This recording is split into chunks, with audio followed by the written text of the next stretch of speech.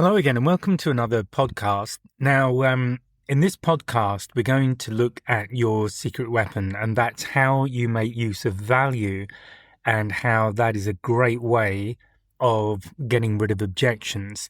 So before I dive into that, I just want to ask you to like and subscribe if you enjoy the podcast. You can even donate a little if you want to as well. That would all helps. So let's just dive straight in those. So the kind of objections a lot of us are familiar with getting are things like I need to think about it, or, I need to discuss with somebody else, or this kind of thing, essentially delaying comments. And usually the reason that happens is that the client is not convinced that you are delivering value to them. So the key thing we're going to focus on in this podcast is how do you make sure that you have communicated to your prospect that your solution will deliver to them the value that they need. Because once you've done that, that makes the whole closing part of the conversation much, much easier. And in fact, you may even find that at that stage, the client is leading the close. So you're not even having to close. The client's doing that all for you. The other thing to bear in mind is that when you focus on value, price becomes secondary. And this is really important because a lot of people get hung up on price. In fact, I remember one of the comments I used to get a lot from people that I was demonstrating to was literally the comment, how much is this worth?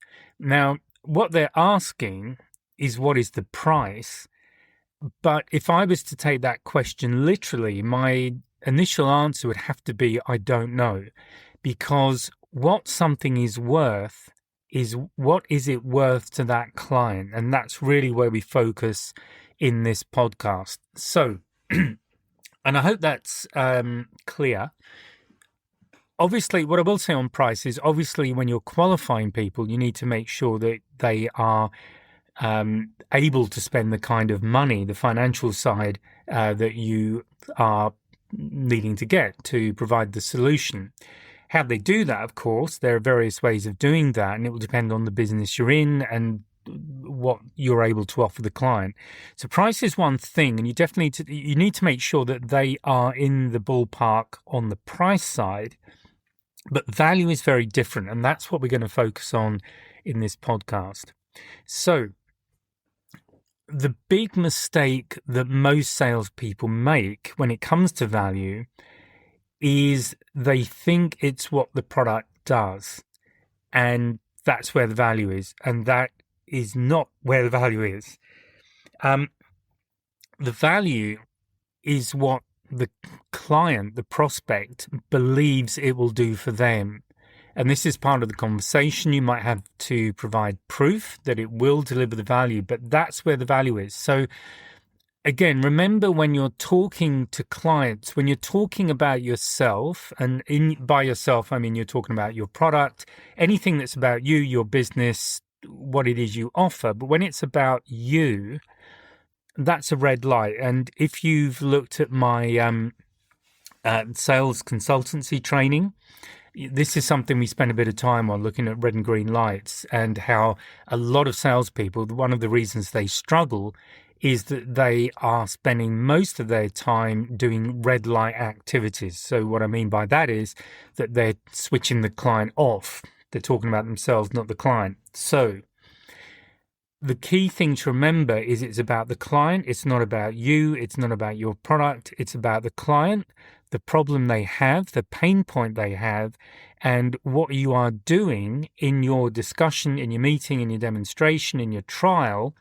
is proving to them that your solution can solve the problem, can fix the pain or end the pain, and deliver the outcome or the transformation is another way of looking at it that they are looking for. So in other words, they are currently in a position that is painful to them in some way. It might be financially painful, it might be physically painful, it might be emotionally painful. So examples might be where you're offering something that makes, for example, production much more effective.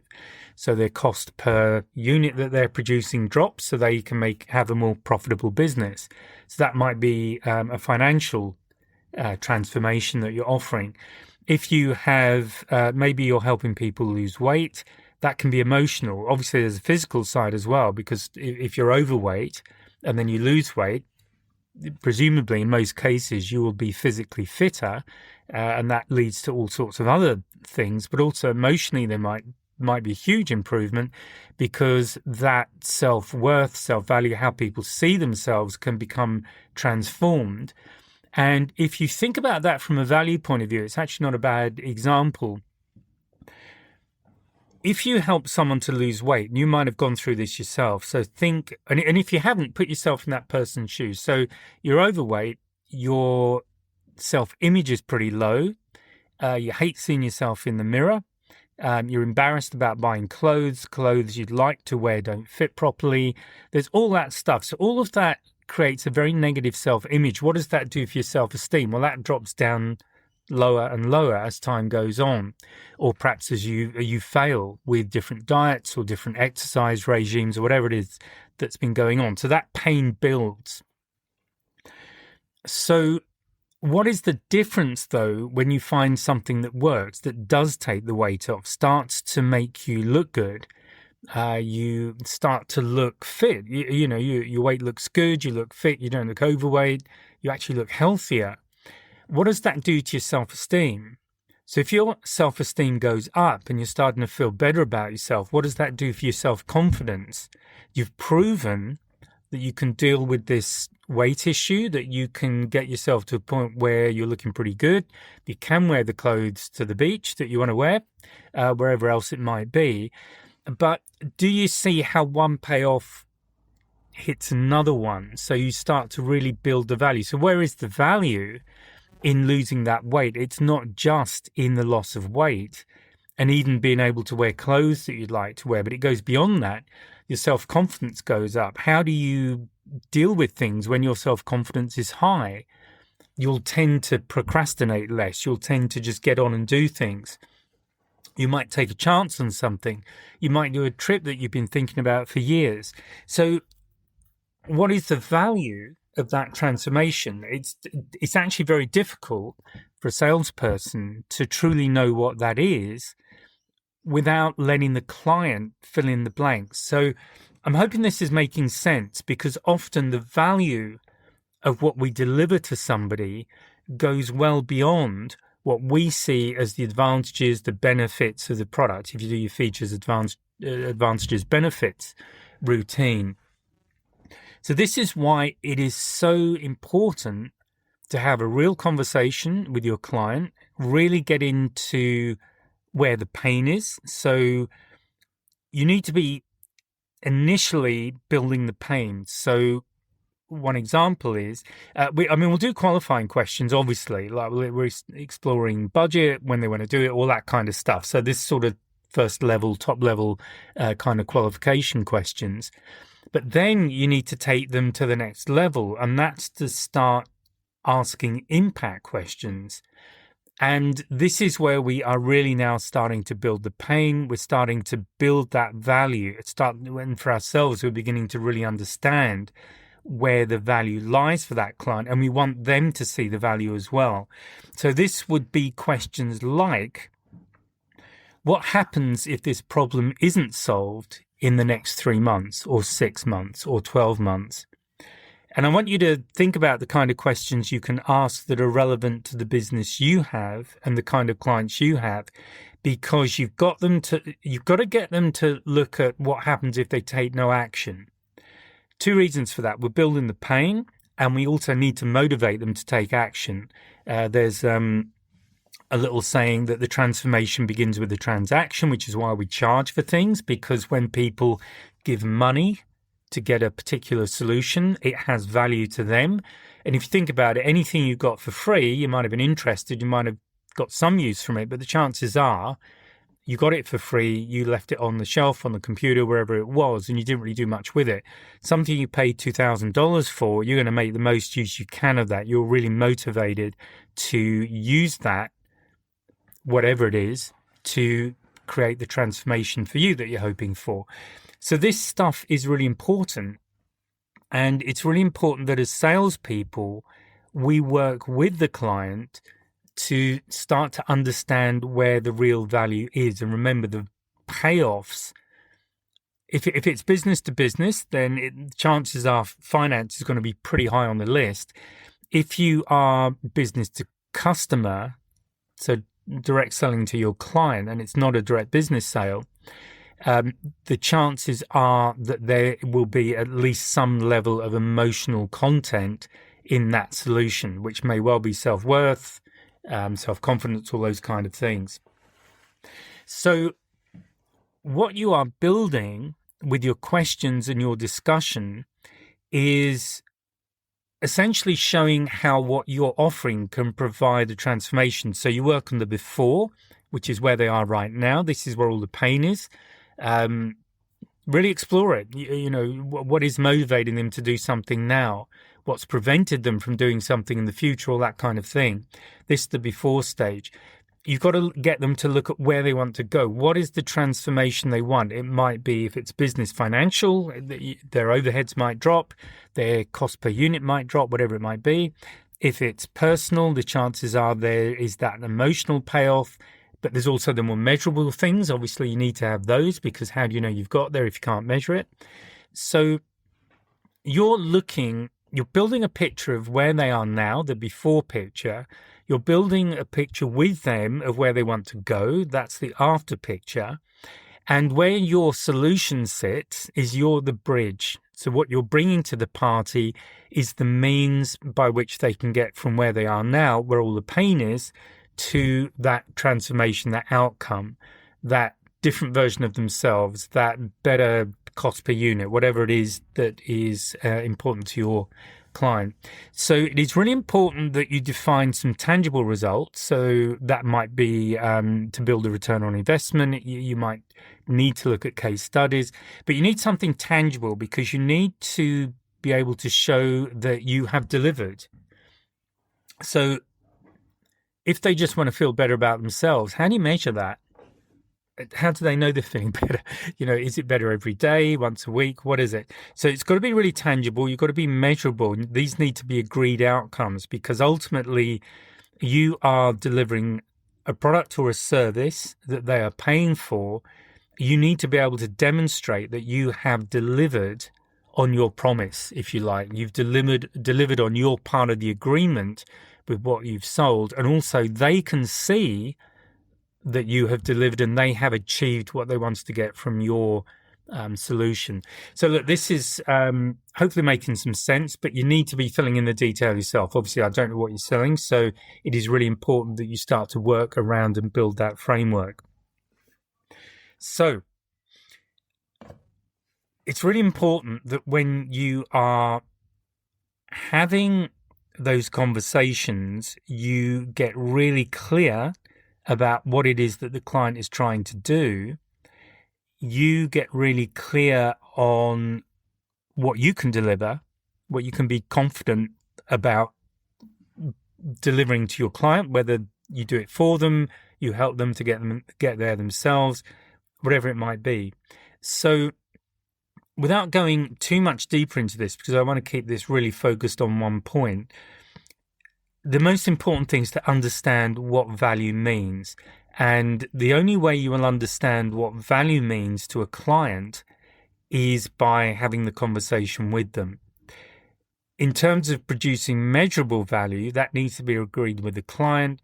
And whatever it is you're selling, it is really helpful if you can provide examples. So let's say weight loss, for example. This person lost so many kilos in so many months, and they've been able to keep the weight off for so many years, whatever it might be. And this is what they've experienced. They're feeling healthier. They're able to take up running. They're able to spend more time with their kids or grandchildren, whatever it might be. You've got to have stories that resonate with your client and where they're trying to go, because that is social proof. So if you think back to the things that we all look for before we make buying decisions, social proof is one of them. If you don't know the others, then do take a look at the consultative selling program, because I run through all of that in detail so that you understand exactly how everything plays. But it is really important. Ultimately, though, once you've convinced somebody of the value of what you're offering, the price will become less and less relevant. Obviously, they need to have money available to do and to buy what it is you're selling. That's part of the qualification. But if you think about it, if you put yourself in your client's shoes, and the more you start to see how you can, first of all, solve the pain, because we tend to be more motivated to move away from pain than we are to move towards pleasure. So again, this is why we build the pain that they're experiencing right now, because we want them to really feel it. And also, we need to build the pain of not taking action. So you can build the pain of where they are right now, and they've clearly reached the threshold because they're talking to you about a solution. So that's a clear sign that they have reached a level of pain in whatever it is that they're trying to solve, that they now need to take action. So that's why they're talking to you. But also, you need to show them the outcome. You need to show them the deliverable. You've got to give them that little motivation, that push, to put them in the picture of how their life will look when they have made the change. So there's a bit of moving away from the pain, moving towards the pleasure, moving towards the outcome. There needs to be a balance, but that they need to see, and ideally see themselves in the picture where your solution has delivered for them, in a way that they can absolutely measure, that they know it's delivered. They can see the change, and they know that they've got there. So the key takeaway, and what I hope you get from this podcast, is to understand that value is not price. And in fact, value is not what your solution necessarily delivers. Value is what your solution delivers. It's what the actual value is, the change in the client's results that your solution delivers. That's where the value lies. So it's a bit of a subtle distinction, but hopefully you've got the idea of it, that value goes beyond simply delivering a particular outcome, losing 10 kilos in so many weeks as an example. Now that's an example of a measurable. So you weigh the person at the beginning of the program, you weigh them throughout the program, maybe you keep a food diary, but you weigh them at the end, and there you go. That's a measurable result. But what you are also getting are the more intangible results, how they're feeling about themselves because they have lost weight, how they're looking, maybe they feel more energized, these kind of things.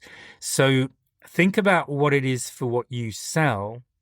If you're not sure, a great thing to do is to sit down with clients you already have. If you've already got clients who've had success with what you're selling, and ask them, just take them for a cup of coffee or something and just have the conversation with them, just to help you understand from a user perspective what your solution delivered to them, going beyond what was on the brochure, if you like. What else did it deliver to their business? Because this is always it's a useful conversation to have. We probably don't have them enough as salespeople, but it does start to give you a much deeper understanding of what you deliver from a client's perspective, rather than just what you're delivering as a solution, as a number of bullet points on a brochure, that kind of thing. Okay, so that is the podcast. I hope you found that useful. If you did, please give me a like, a subscribe, tell your friends, and I'll speak to you again on the next podcast. Bye for now.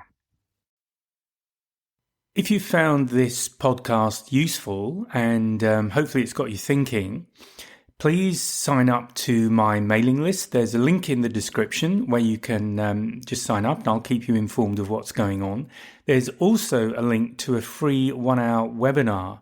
It's an on-demand webinar, and I'll take you through 3 things you can do right now to improve your sales confidence, and that includes handling objections and closing the sale.